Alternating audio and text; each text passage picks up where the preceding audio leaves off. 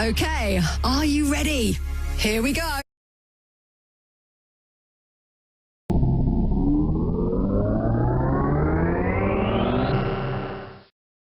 Thursday.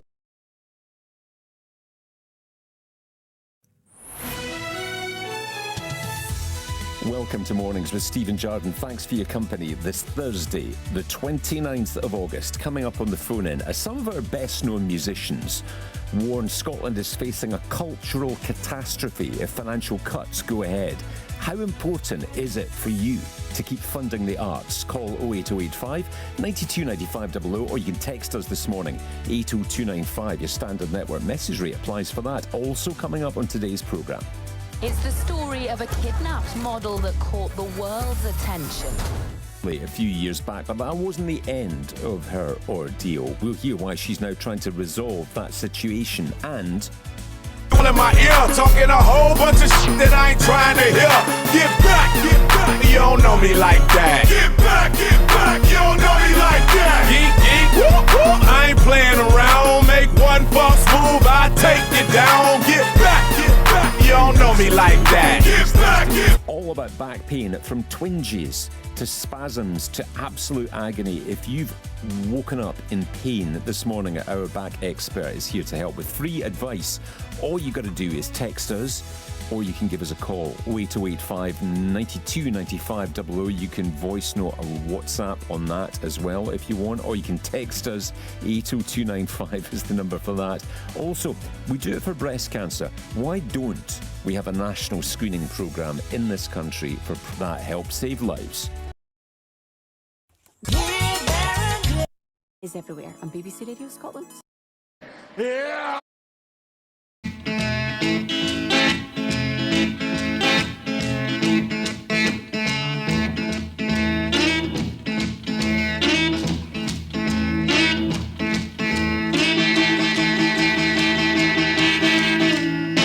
Well, my mother allowed me just to stay out all night long. Oh, Lord. Well, my mouth allowed me just to stay out all night long. I didn't care what she long. I was boogieing around. When I was first in the town, people, I was walking down Hazen Street. Everybody was talking about Henry Swing Club. I decided I'd drop in there that night. When I got there, I said, yeah, people, they was really having a ball. Yes, I know it.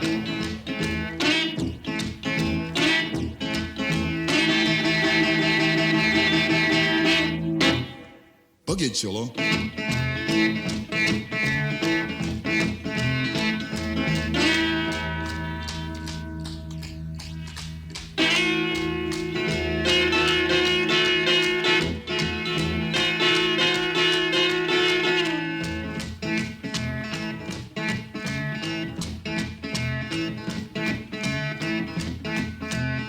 One night I was laying down. I heard Mama and Papa talking. I heard Papa tell Mama, let that boy boogie woogie. It's in him, and it got to come out. And I felt so good. Went on boogie just the same.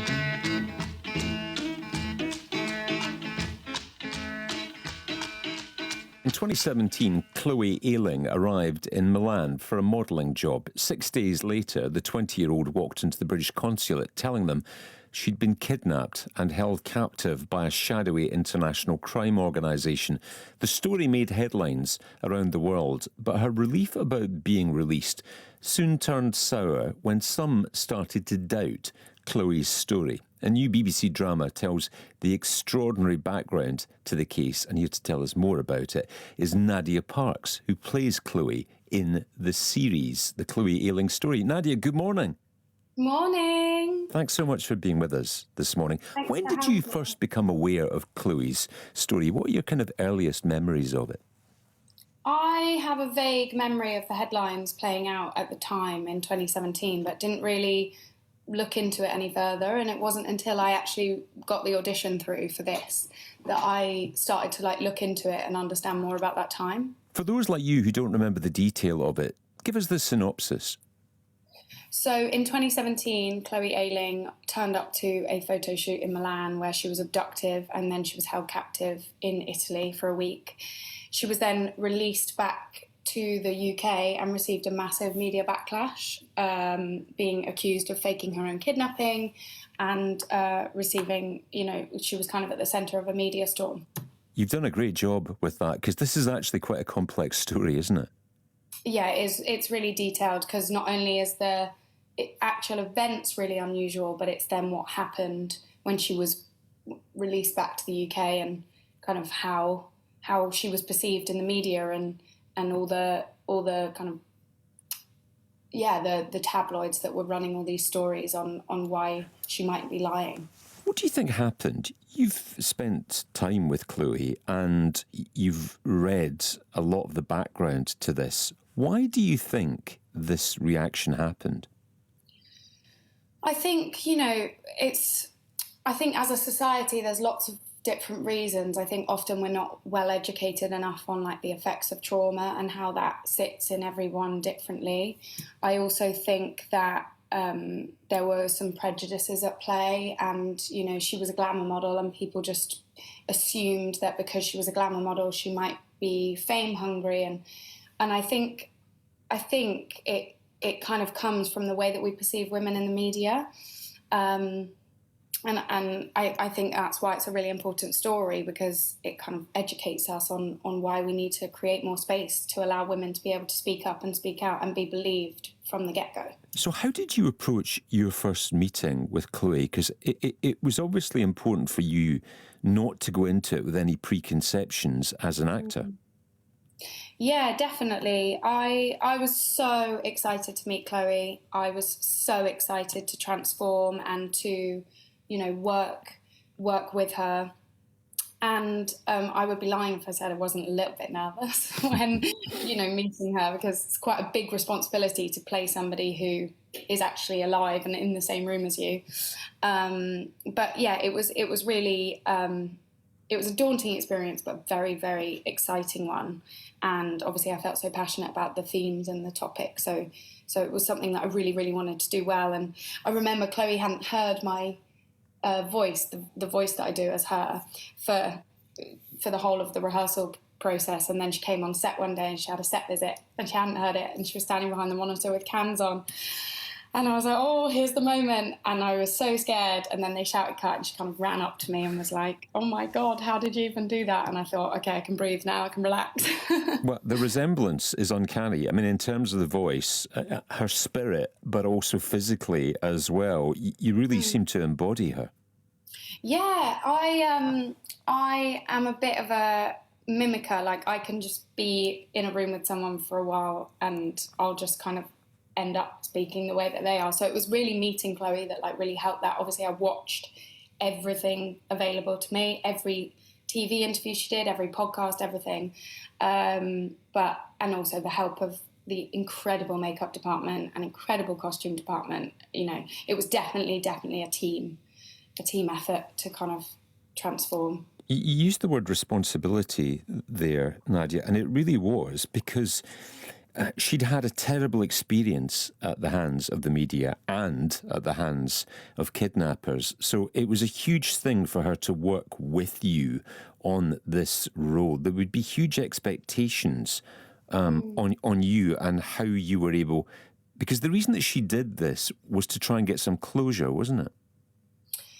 I think that her reasoning behind, wanting her story to go out there is actually for the greater good of, educating people in why we need to not be so quick to judge. And I think we were all on board with how much of an important story it is for society. And I really hope that this time around in the press, you know, the media headlines have started to change and turn, and that she's found some healing from the trauma that she actually experienced, not only from the kidnapping, but more so actually the way that the media perceived her and the quickness that they judged her. She said the media treatment actually affected her more than the actual kidnapping in the long term. Yeah, and I think that's something that we can all really learn from. You know, it's no secret now that social media and all of these things available to us can be an amazing platform, but they can also be a really, really destructive and dangerous platform. And I think Chloe's story is one of those stories which highlights that, and hopefully we can learn from it. How did you go about becoming Chloe? Because you really did, for the purposes of this production. What goes into that? I could probably verbatim recite every single TV interview she ever did. I watched everything. I kind of consumed her voice and watched her videos morning, evening, in my sleep, in my shower, everything. But yeah, it really wasn't until I actually met Chloe and I could,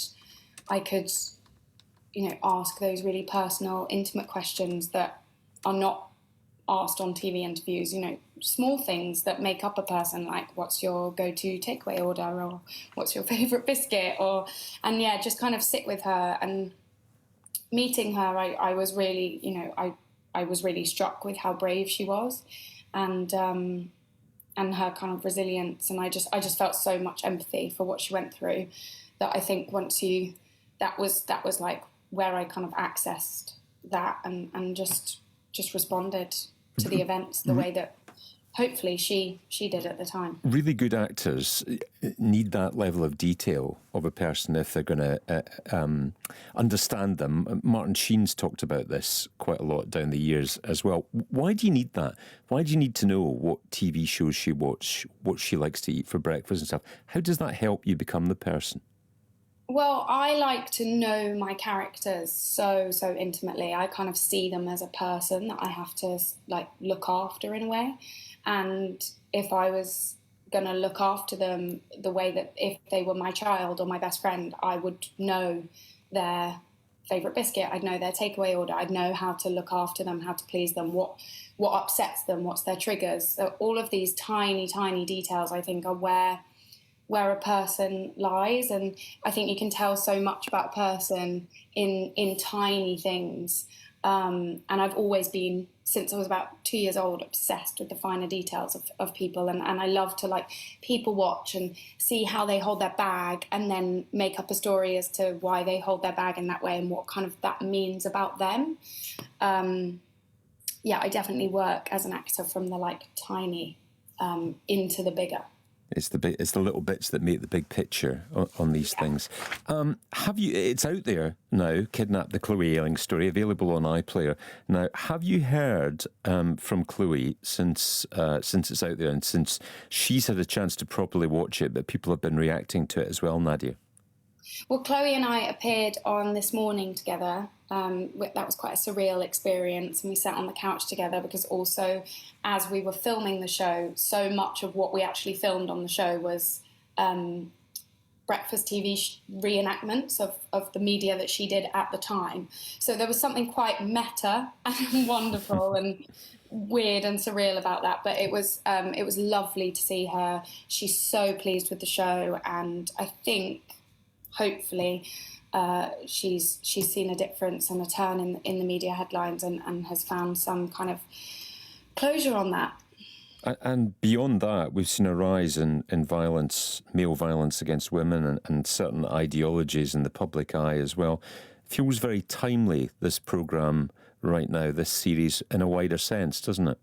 Yeah, I think it's such an important story for so many reasons, and one of those is violence against women, and it's an important time that people watch it because of the rise in that at the moment. And I'm sure every woman I've had some amazing messages, and it's really, really warmed my heart. I'm sure every woman has an experience of misogyny or some kind of threat or violence. And I think the more that we can get those stories out there, the more that we can raise awareness and hopefully make positive changes towards decreasing the amount of numbers on that.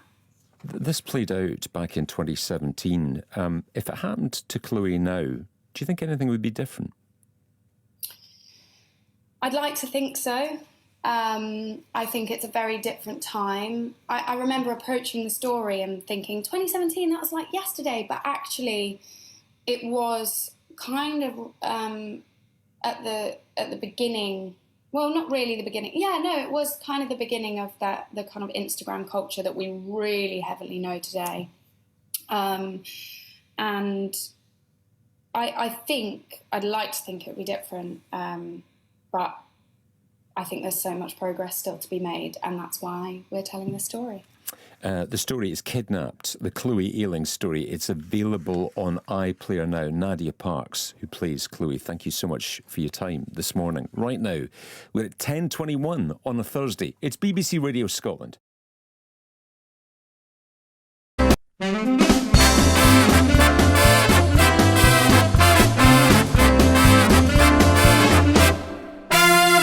Hello, hello, we're back again, so everybody cheer. We've used up all our holidays till Christmas and New Year. So thanks to Scott and Chappers for filling in our show. They're not as good as we are, but you probably already know. The Chris Moyle Show. Right now, it's mornings on BBC Radio Scotland with Stephen Jardine. Still to come. Why you all in my ear talking a whole bunch of shit that I ain't trying to hear? Get back, you don't know me like that. Get back, you don't know me like that. Geek, whoop, whoop. I ain't playing around. Make one false move, I take you down. Get back, you don't know me like that. Today is back pain, from twinges to spasms to absolute agony. If you've woken up with back pain this morning, our expert is here to help. Text your questions in 80295 or give us a call 08085 92 95 00. And you'll have heard a lot of this recently.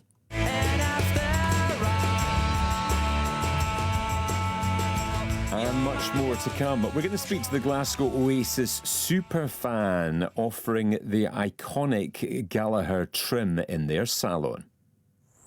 Mornings with live from BBC Pacific Quay. Across the United Kingdom and the world. This is what they want. This. Mornings on BBC Radio Scotland.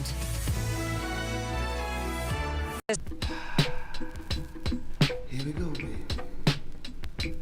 It's time to get down. Sexy. Come on, come on, come on, come on. Give it to me now, baby. Yeah. Come on, sexy mama. Come on, lay back and let me soothe ya. Take it easy, baby. Let me do what I wanna do to you. I wanna open up the love gates to my heaven. This afternoon, I know you like me back tonight. You're gonna love me. I think in just a moment there's gonna be a love explosion. Go ahead and let your jaws get good and funky. Come on, sexy mama, you're just the way I want you to be. Take it easy, baby. Go ahead and lay that thing on me. I better pinch myself and make sure that I'm not dreaming. 'Cause the way you make me feel, I feel like screaming. Come on, come on, come on, come on. Give it to me now, baby.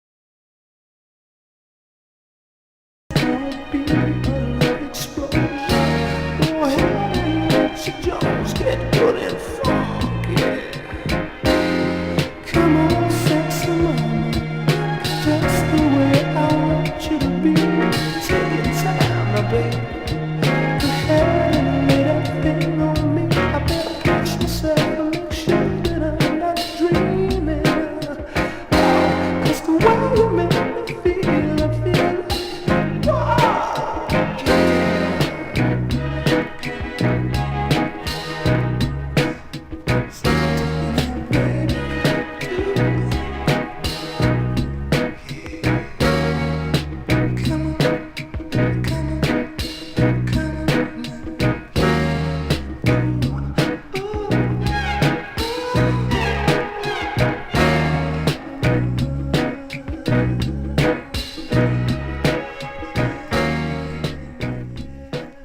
Here with advice for you. This week it is something new. It's all about back pain. It's something that affects almost 3 million people in the UK. It's been linked to an increase in working from home, longer hours, and obesity as well. Today, we're joined by Shona Houston, who's a back pain specialist and physiotherapist at West End Physio in Glasgow, to offer advice and to help you with all your back problems. 80295 for your questions, or give us a call, 08085 92 95 00. Surgery is open for business just after 11, but let's lay out the ground for it this morning and say hi to Shona. Morning. Good morning. Great to have you with us Thank you this for having morning. Something that has plagued a lot of people down the years is back pain. Just how common is it, Shona? Yeah, actually, it's pretty uncommon not to have back pain at some point during your life, but its impact is massive. It's the number one reason for disability across the world, and it's pretty scary when you have back pain. And even more interestingly, if you had had back pain 30 years ago, you would have been more likely to recover then than you are today, which is pretty fascinating and worrying at the same time. And our kind of understanding and approach has changed, though, because back in the day, it was all about lying on your back, wasn't it? It was all about stay in bed and then it will go away. And it's a completely different approach you have now, isn't it? Yeah, we're looking at, what do bodies love? What do they need to recover? And we know that staying still isn't a very good thing for the body. Starting to, maybe initially if you've injured yourself, you have to protect a little bit, but very quickly you want to get your body back moving normally, build up some strength and condition again, and really get back to stuff that you love, because that helps endorphins, and endorphins are really important painkillers in our body. What are the common causes of back pain? What tends to trigger it, Shona? Yeah, well, there's very little back pain is caused by serious issues. So about 5% of back pain are more serious issues, but 95% of back pain isn't linked to serious structure damage, which is good. You can have an event, a pain event, so you might end up overstraining your back in the gym, lifting something a bit too heavy. But a lot of back pain comes on for no reason at all. And this is the time where it can become scary for people. And what we know about back pain is that very often the links are more linked to things like your whole health. So things like sleep levels, your stress levels, your general activity levels, how much you move about, and also how you're feeling, your immune system, your whole of health, basically. So much more likely these factors influence back pain than things we used to think, like the position that you stood in or sat in, or how you lifted, or what you were you doing in bed, if you like. Careful. Yeah, I know what you mean. I don't know how we got there. How did we get there? It's early. Yeah, it's early, 10:29, pre-watershed. Yeah. How can you help when people have back problems? What are the range of options that you've got for treating? Well, one of the first things that we try to do is rule out that there isn't anything worrying or serious. And there's some really simple questions that we can ask and very clear patterns. So people can be kind of reassured that if they see a healthcare professional, that they should be able to rule that out reasonably easily in most cases. But what we really want to do is help people make sense of why they're in pain, because we know that people become stuck and scared when they don't understand what's going on. So if you are just suddenly treated for your back pain by lie down and I'll do something with you without really understanding it, it can kind of leave you stuck. So the first thing we want to do is try and make sense of what's changed in your life, what's going on, why has this come on, has there been an injury? And if so, then people really want to be listened to. They want to be validated. All pain is real in the back, wherever it is. And we need to understand the impact and listen to people. And that can have a massive therapeutic effect, feeling heard. And then it's a plan. What do you need to get back to doing? Is that going to be playing with your kids? Do you need to be able to bend and lift for your job? Let's form a plan around that, a good rehab plan that involves you standing up and moving and building back to normal. We do know that the kind of passive therapies, as we call them, things like lying people down and mobilising and manipulation, can be really helpful short-term relief You know, if you get a massage, it feels amazing. But very often you stand back up and it kind of comes back. So we're really interested in looking at what people are doing through the day, and are they overprotecting? How are they moving? What can we help with when they're walking about? Well, why it's so good to have you with us this morning is so much confusion surrounds all of this. And I know I had periods of chronic back pain, and I remember talking to the GP about it. And GPs tend to shrug on these occasions and say, yeah, you need to go and see someone about this. And your options then are physios, your options are chiropractors, your options are osteopaths as well. How do you all work in the sector, and what is the best way to get what's right for you?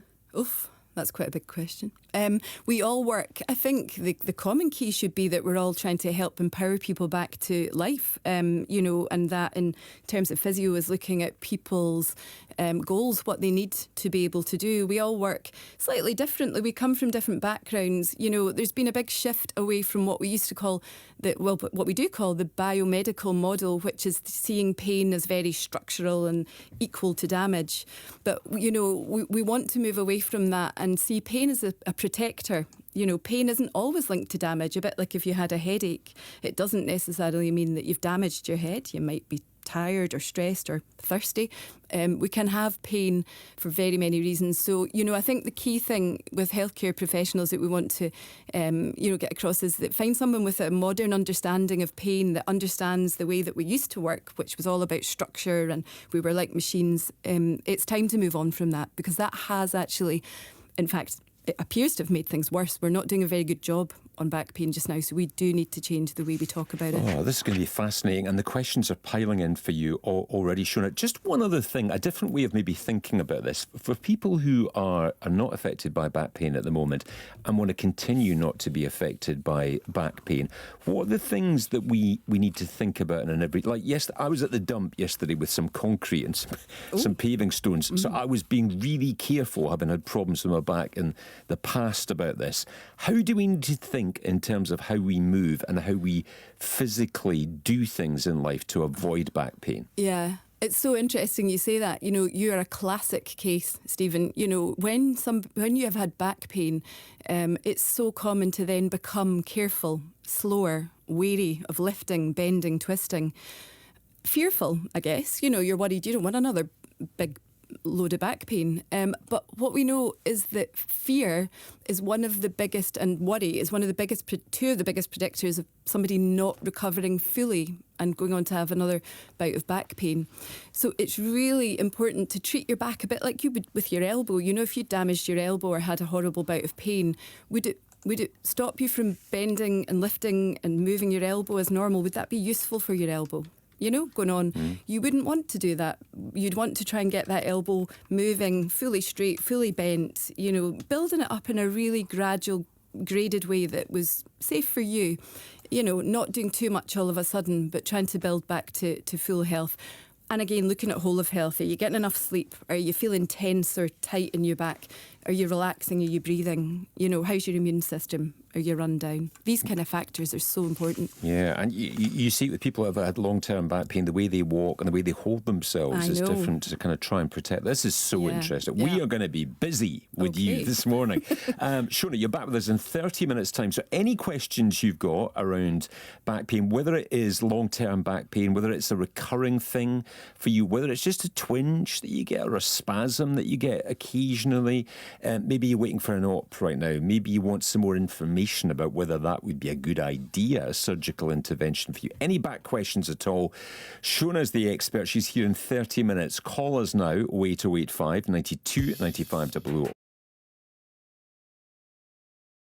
This goes out to all the women in the world, especially her. You know it don't even matter your age, don't even matter your color. Your fellas, I ain't forget about y'all. This is for everybody that like to dance. Just listen to what I'm saying and do it and take a chance. I put my hand up on your hip.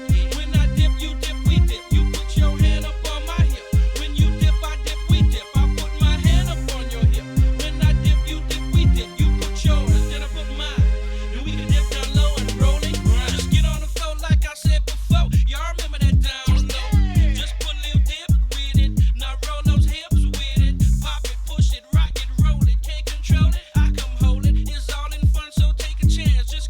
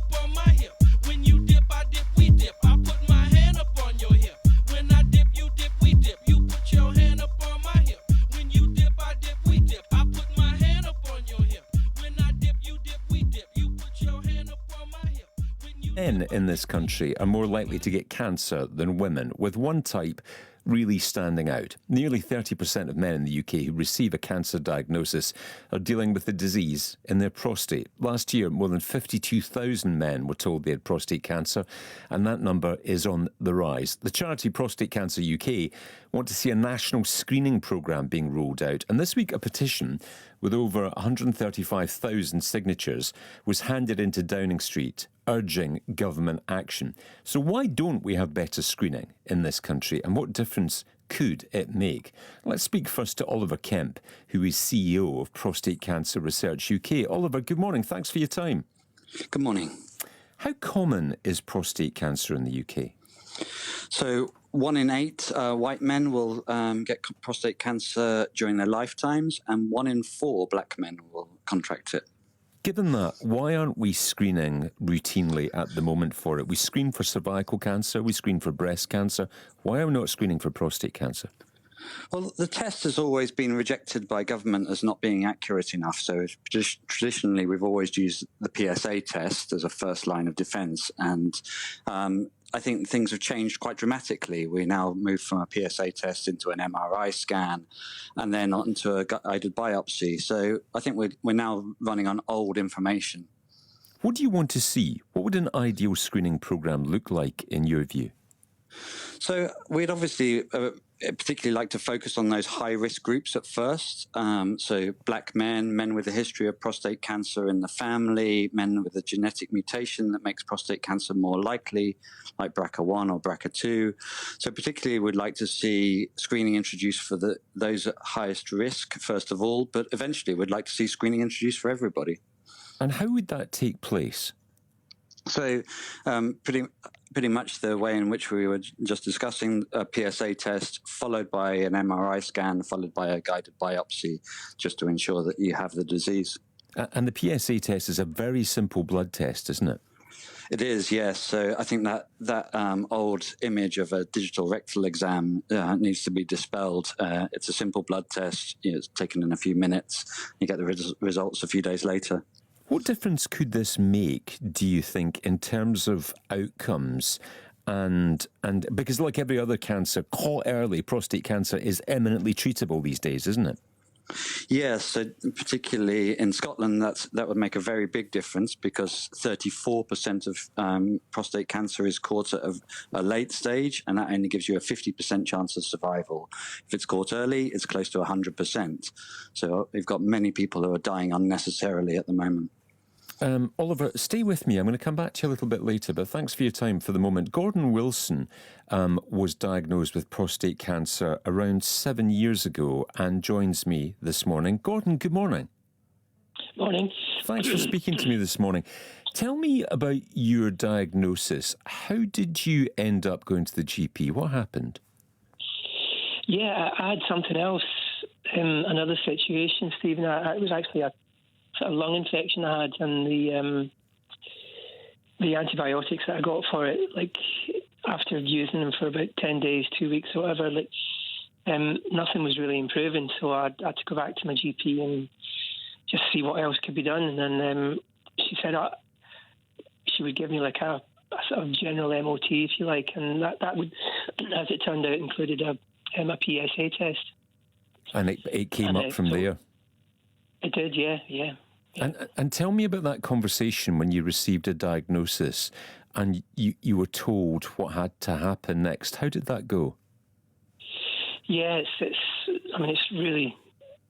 something I'll not forget. Just the time when they tell you, like, you've actually got this, and then from then you've got a series of options in terms of the treatment. So you have to go through quite a process then as well to decide what was best for each individual person. So the thing that I chose to do was have the prostate actually removed, rather than a couple of the other treatments that were an option as well. So yes, it's a really difficult thing to hear. Do you think a screening programme, a national screening programme, might have helped you earlier?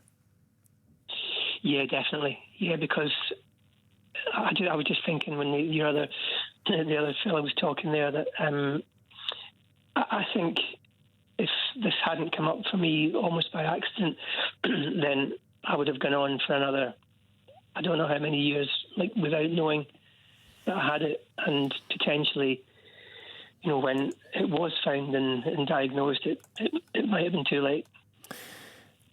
The difficulty around this in the past has always been an embarrassment or hesitancy about men going forward of their own accord for a test. Often it is found when testing for something else. Do you talk to your friends and other men in your age group about this now to try and encourage them to go forward, Gordon? Absolutely, yeah. I mean, I'm one guy in particular. I'm almost fed up trying to get him to go, because it sounds to me as if like it's 100% sure that he's got it. From symptoms that he's telling you about? Yeah, things that I recognise. And the thing that's putting him off the most is he's led to believe the first thing that would happen would be like the rectal examination, which is something that he just won't do. Yeah. And I know it's crazy. He knows it's crazy, but there you go. And if he thought all it would be a simple blood test, then I'm sure he would go. How are you these days? I'm fine, thanks. Yeah. It was 7 years ago, and they follow you up for 10 years in Scotland anyway. I think in England it might be less, but definitely in Scotland it's like 10 years, 5 at the hospital, then another 5 with your GP, where you have yearly blood tests to make sure there's no recurrence. So far so good, touch wood. Exactly. Fingers crossed. Gordon, thanks so much for your time this morning. Let's speak next to Professor Mike Kirby, who works as a GP and now is editor of Trends in Urology and Men's Health. Mike, good morning. Thanks for your time. Good morning. Just specifically for Gordon's friend, hopefully he's listening this morning, who is displaying, as far as Gordon can see, classic symptoms of prostate problems, but doesn't want to go to the GP because of that rectal examination. What would your message be? Well, a rectal examination is not necessary. It doesn't actually add much to a PSA test if you're looking for prostate cancer. So the latest evidence suggests that PSA alone is the best way to do it. So he could easily see his GP to get a PSA test and say, I don't want a rectal examination, thank you very much. Although we did an early screening study back in the early 90s when PSA first became available, and we asked the patients after that whether they'd recommend it to a friend, and 98% did. So, and that did include a rectal examination. So I think the majority of men don't find it as scary as we've just heard, but it's not necessary, and he could easily say no thanks. How difficult is it to diagnose, Mike? Because a PSA test isn't necessarily foolproof, is it? No, the problem is that PSA is not meant to be in the blood at all. It's meant to be in the prostate fluids, which are part of the ejaculate. So if PSA is in the blood, all it tells you is there's something wrong with the prostate. Maybe prostatitis, it may be benign enlargement of the gland, or it may be prostate cancer. And in the range 4 to 10, about 75% of the cases don't have cancer, and that's been a problem. But I think that problem's been solved with the recent advances in MRI scanning, because when I did that first screening study all those years ago, we had to go straight to a random biopsy because we couldn't see the tumour. So we had to do 30 or 40 biopsies through the back passage, and inevitably some men got infection. So when we wrote up, say, yes, you can use it to diagnose cancer. We found 12 cancers, but you do some harm in the process. Well, that harm has got less and less and less, because now you have your PSA test, you then go straight to an MRI scanner, which can target the exact point in the prostate that's wrong. About a third of the patients don't need a biopsy at all because the MRI is okay. Those who have a biopsy, it's not done through the rectum anymore, it's done through the skin of the perineum just below the testicles. So there's very little risk of infection. And we don't need to do all those multiple biopsies because we know exactly where the tumour is, and we can do a targeted biopsy, which is based on the result of the MRI scanner. So we do much less harm. And in addition to that, the doctors have got much better at deciding whether it's a pussycat or a tiger in the prostate, and not treating tumours that probably wouldn't ever do that man any harm. So that's called active surveillance. So men who have a low-grade prostate cancer don't get radical treatment. They put up with an MRI and repeated PSA tests. So the whole picture has changed, and I think men can be reassured that if they have a PSA test, they'll be very well looked after in Scotland, just as they are in England. It's very worrying that so many men in Scotland present with advanced disease compared to London, 34% compared with only 12.5% in London. So there's a huge disparity. And of course, if you've got advanced disease, then, as already been alluded to, 50% of those men are dead at 5 years, and they have an awful quality of life because they're going through all these treatments for prostate cancer, which are not very pleasant.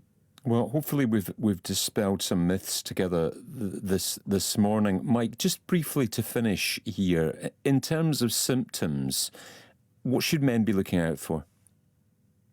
Well, the problem with prostate cancer is that 75% occur in the outside of the gland, not near the tube you pass urine through. So it doesn't always cause urinary symptoms, which most men might attribute to a prostate problem.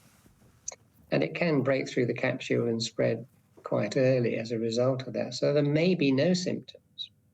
If you do have urinary symptoms, frequency, urgency, get up in the night, and particularly difficulty passing urine, then you should definitely see your GP and get a PSA test. The other symptoms are when the tumour has spread, and it spreads either to lymph nodes or it goes to the bones. So you may get rib pain, you may get low back pain, aches and pains, and just feel generally awful. And that's how many of the men in Scotland present, unfortunately, with an already advanced disease, which is a great pity. And I suspect that's partly due to lack of awareness of the usefulness of the PSA, partly due to the barrier we've already discussed. Rates of PSA testing are much lower in Scotland, and also there are less scanners, so there are longer waiting lists. So the situation's not ideal, but I do think raising awareness is the key thing, and that's what's so good about programs like this. And we need to raise awareness amongst GPs too, so they are more liberal with their PSA testing, in my opinion. Mike, I really appreciate your time, and hopefully we've helped with that this morning. Statement from the Scottish Government: the UK National Screening Committee is reviewing the most recent evidence around this and will consider prostate cancer screening in Scotland. Will look at their recommendations as a result. The government says we'd urge men everywhere to learn to recognise the risks and seek help if they are worried. Right now we're at 10:52 on a Thursday. BBC Radio Scotland. In a perfect world, there would be no conflict. There would be peace. But in our world, nobody gets along. It's an all-out war. And the only way to settle it is in the confines of a steel cage. No surrender, no escape. It's WCW NWO Fall Brawl War Games. Sunday, September 13th, live and only on pay-per-view. Come with me this morning.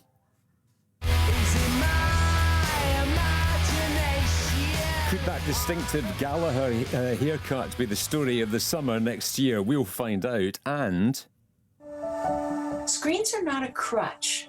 They are a tool. And as parents, we have to use them as a tool.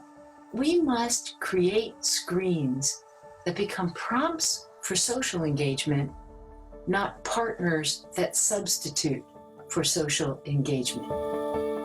could you manage a digital detox? One family are going to have a go on our behalf. More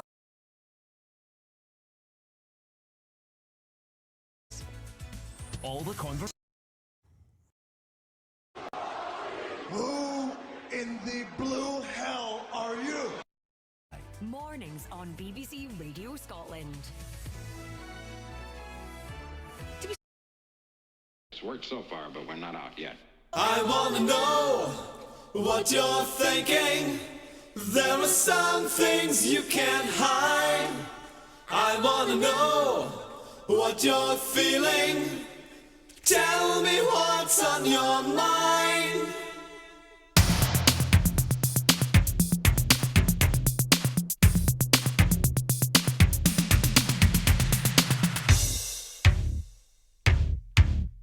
Pure energy.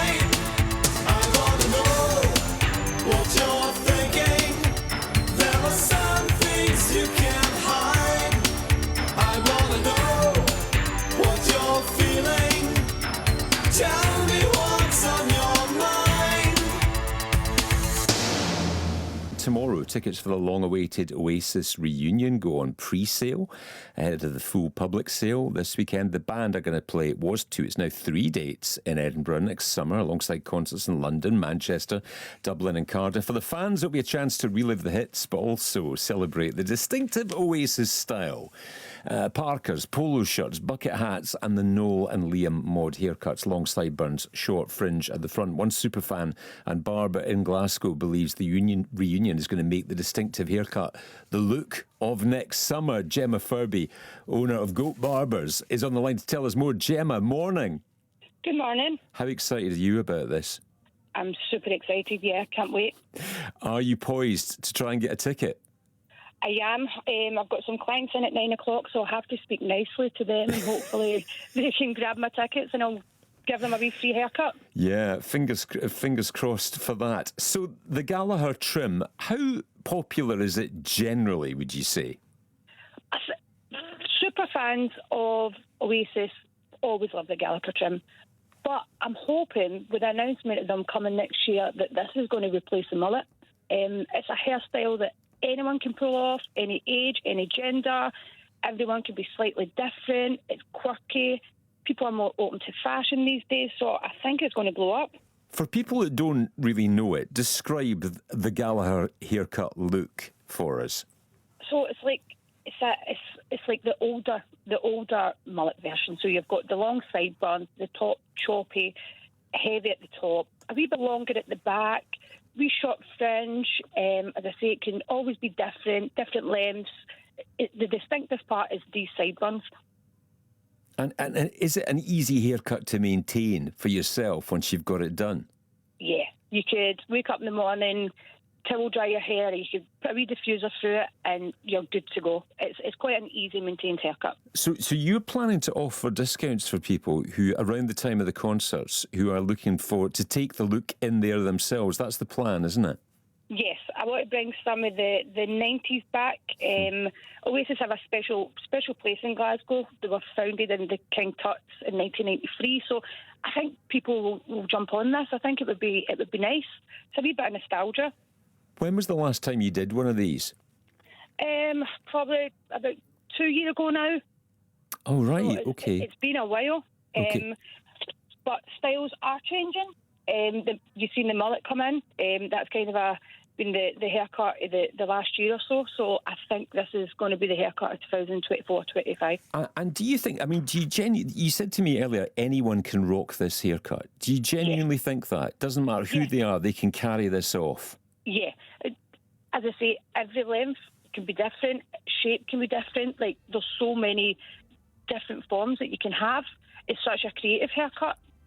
So people can wear it to how they want to wear it. So yeah, I genuinely do. Any age, any gender, I feel that anyone can pull it off. And the boys themselves are obviously going to be in Scotland for 3 nights now with this extra gig there. If they want a little trim while they're here, do you think you could make yourself available, do you think? I will be available day or night. They just have to come to Charing Cross in Glasgow and I will be there. Gemma, good luck getting a ticket.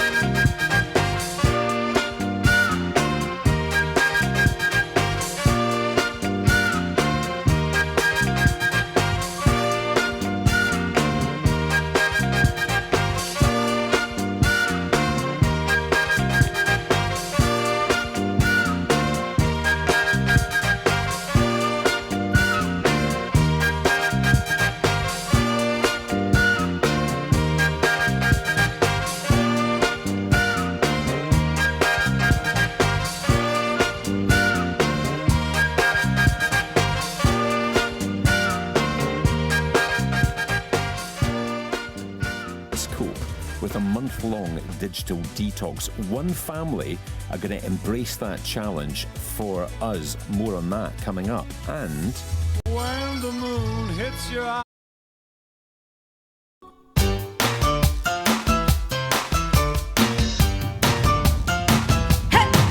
Now it's a mambo, mambo Italiano, a mambo, mambo Italiano. carbonara in a can in our supermarkets. When it comes to Italian food, what is and what isn't acceptable, we will hear. Wow, what do we have here? Mornings on BBC Radio Scotland.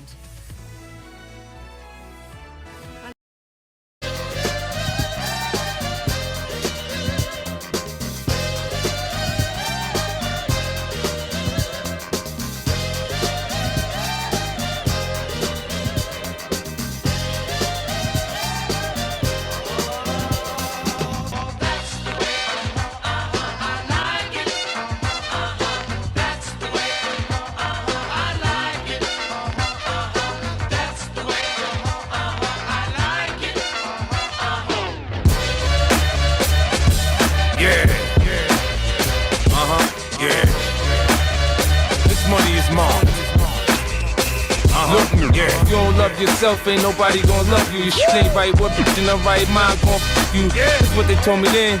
So I was like, fuck a bitch, I'ma grind on my shine, and time I'ma blow their mind. Oh, now she like me, oh, now they like me. All I want is a bitch, just wanna be wifey. No 3-course meal, all I want is fast food. I wanna have fun, how about a cookie? I love you. I just wanna unbutton your blouse and let the girls out. I wanna fool you. Maybe later on, if you're free, you can come to my house only if you want to. We can get freakier and freakier than you've ever been. Want to? We can get freakier and freakier. You can bring a friend. From Belize, keep falling the weed. Remy Crew got me sweating out a Remy weave. Kamala the night, my bitches from the P's, the Baisley, she the project tease. Them hood always bring back memories. They all catch the vapors like, yeah, yo, you remember me? I certainly do. Pull a curtain on a 6'2", for free. She on a menstrual.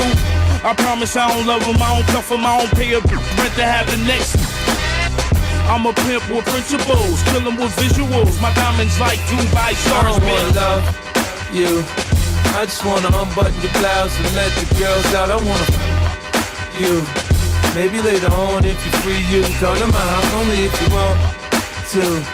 We can get freakier and freakier than you've ever been. Want to? We can get freakier and freakier. You can bring a friend. I don't want a relationship, I just wanna have fun. In every position we can come up with till we're done.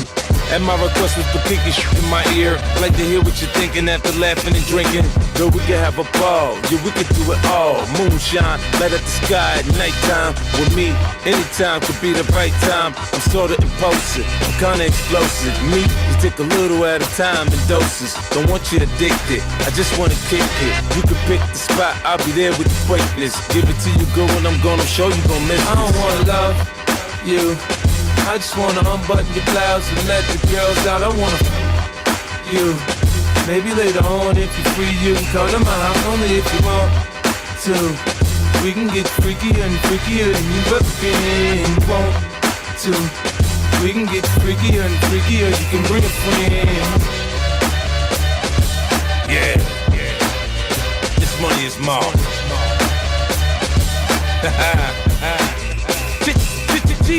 Nick. Case forgot. I am that. Baby, I'm so unconventional. On a Thursday morning, it's time for our weekly health surgery. Every week at this time on the show, we give you access for free to a top health professional.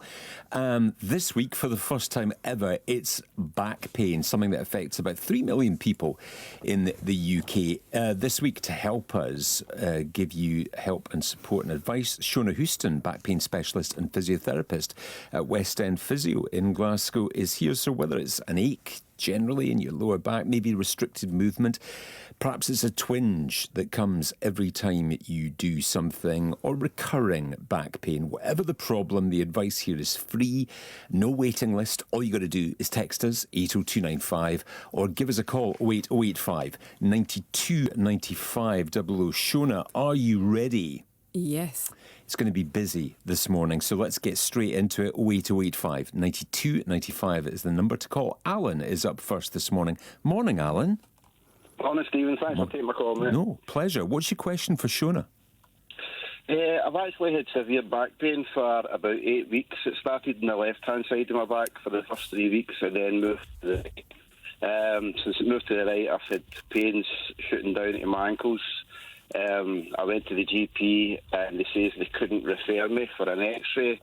I would have to go through a website, a physiotherapy website, and log on there to fill out a form. But I actually went down to Monklands Hospital and the receptionist at the physiotherapy says there was an 8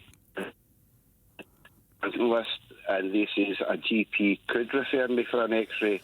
So I went back to my GP and told her this, and they says that they don't refer for lower back pain. So there was a wee bit of confusion, so it was just to see if this was true. Yeah, it sounds like you've been pillar to post, which is a kind of common story, and it's frustrating. It doesn't help when you're in pain, does it?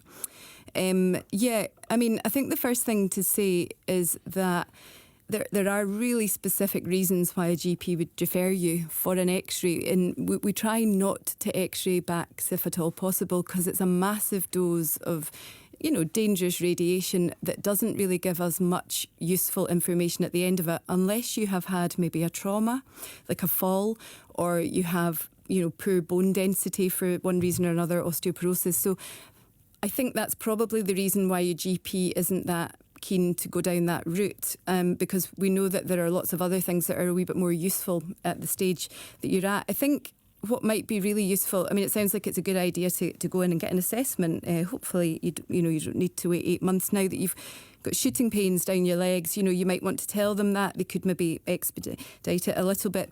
But it might be interesting to look at why this came on. Have a wee think about what was going on when it came on, what was going on a month or so beforehand. Has there been a trauma? Have you had an injury? Or has it come on maybe, for other reasons that might be change in physical activity? Have you done something you're not used to doing? Or have you been a bit run down, tense, tired, stressed? These kind of factors might be useful to have a look at for you at the moment. What do you think, Alan?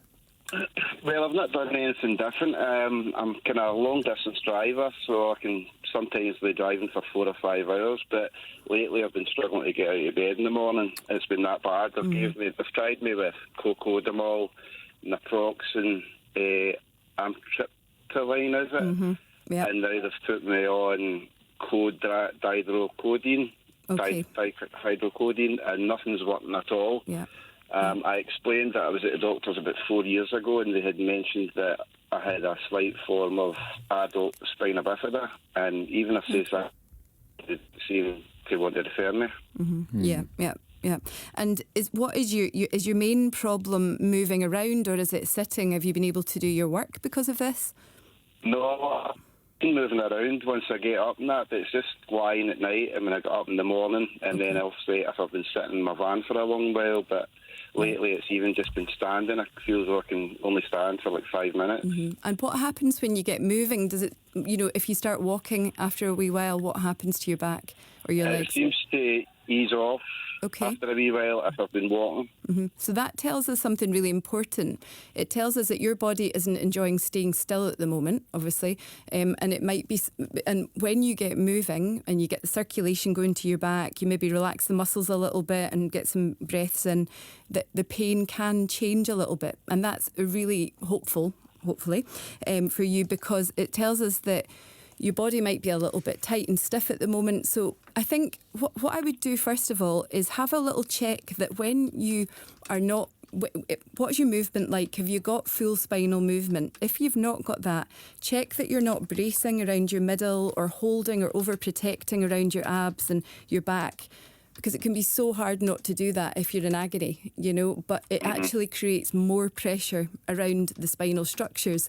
And especially if you're then still for a while, then it can create some pain to tell you, I'm not enjoying being still, I really need you to move. And your body's telling you that. It's saying, right, I'm a bit better when I get going a little bit. So it might be focusing on maybe doing some stretching, lying down initially in the morning, if you can pull your knee gently up to your chest, but remember to breathe. It's really hard to breathe when you're in pain, but it's one of the best things you can do to get oxygen and circulation round into your spinal structures to let them oil and mobilise. Does that make sense? Yeah, it does. I actually went on to the referral physiotherapy referral site yesterday, so that's me filling the form. So yeah, it actually says that when I went down to Monklands, that if the physio thinks it's extremely serious, then they would try and get me forward to the front of the queue. So do you think it's just a matter of waiting then? Yeah, I think when you have leg pain, I mean, what we want to check is that your nerves are okay. So if it's pain, it can be really debilitating, but you do want to watch out if you have any lack of sensation in your legs, worsening lack of sensation or lack of power, or if there's any change in your bladder and bowels. You know, they are more serious situations, and you do want to seek kind of prompt medical help. But that's not just for pain, interestingly enough. But with the fact you've got some leg pain, I think, and the fact you can't work, it's really affecting you. I think that they should be able to see you a little bit quicker. I would be very surprised if a physio department left you 8 months. Alan, good luck. Keep in touch with us and let us know how you get on with it as well. And hopefully you'll get some relief from that, and you have our sympathies on it, because I know how sore it can be. That point that you were making about, this question is always asked about numbness, isn't it? And, loss of feeling in your toes. And what are you looking for when you ask those questions? Well, you're looking for signs of nerve compression. So, nerves are really sensitive to pressure, so they can get really sore. But what we don't want is for the nerve to be compressed to the point where you start to lose feeling in your legs. And you might the nerve also supplies the power in your legs. So you really don't want to lose that. Some of the nerves at the base of your back supply the bladder and bowel. And again, that is a serious medical emergency if the bladder or bowel starts to become affected. So you would go to your A&E if your bladder and bowel, stopped working properly, or the sensation around that area went. These are red flags, so these are really things we look out for and don't want to, wait about with. Sure. OK, back to the phone lines for you this morning. Shona, 08085 92 95 00, or keep these texts coming. They're piling up here as well. 80295 on the text. Julie is in Troon this morning. Morning, Julie. Morning. Morning. What's your question for Shona? Hi, Shona. So I've suffered lower back pain for over 20 years on and off. Every morning I get up, my back is really tight, but I'm able to do exercises, loosens it off, and I'm absolutely fine.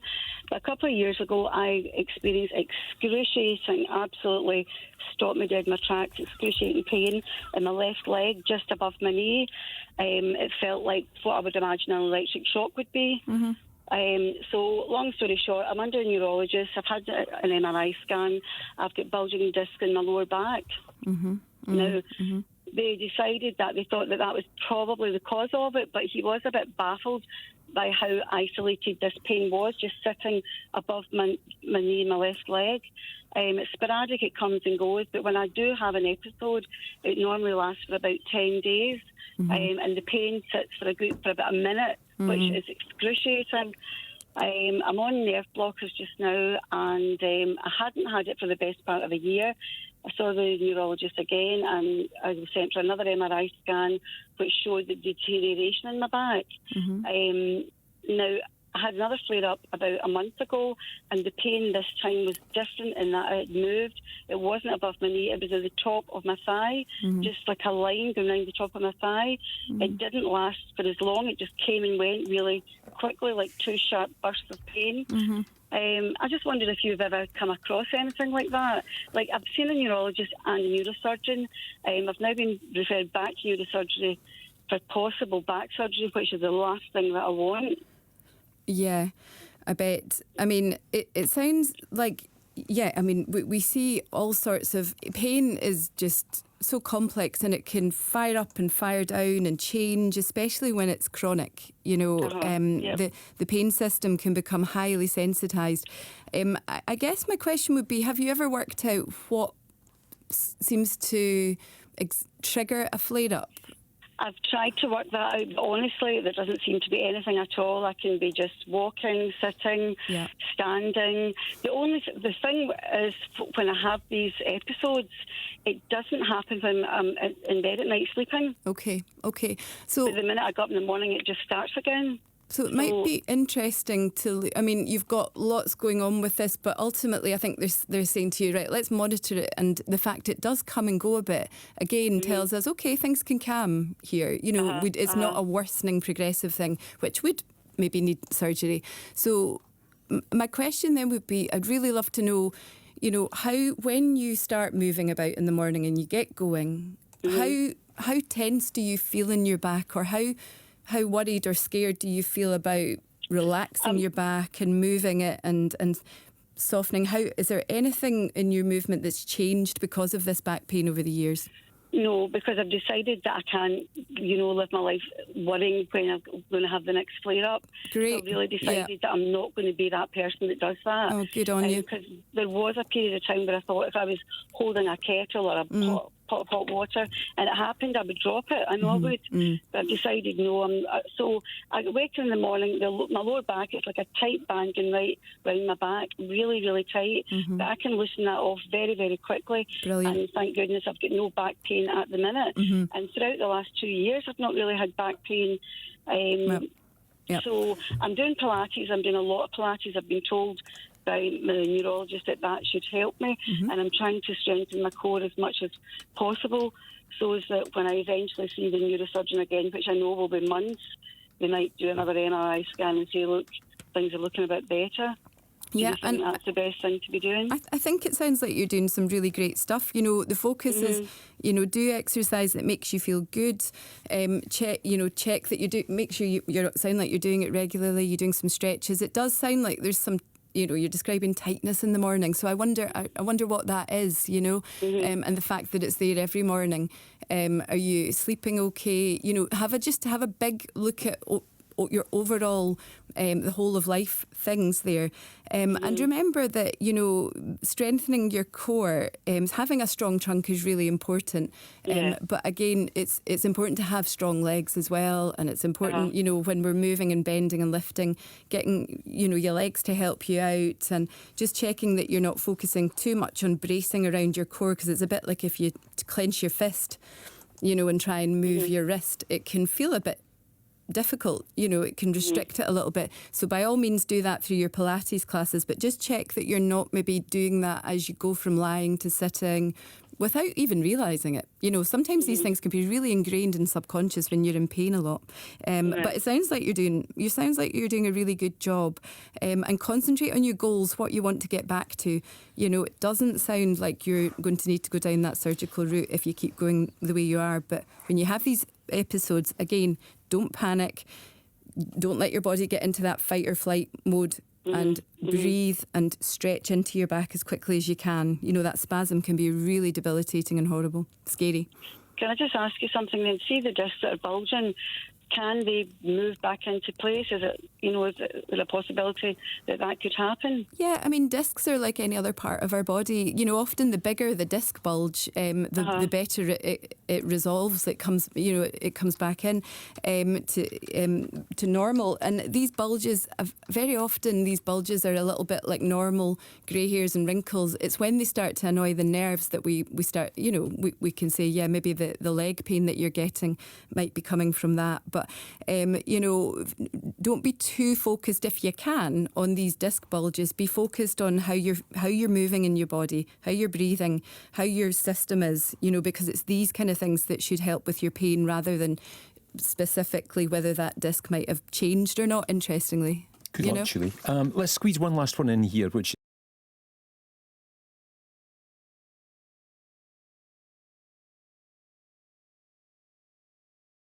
is Andy in Livingston this morning. Chronic back pain for 20 years. Seen chiropractors,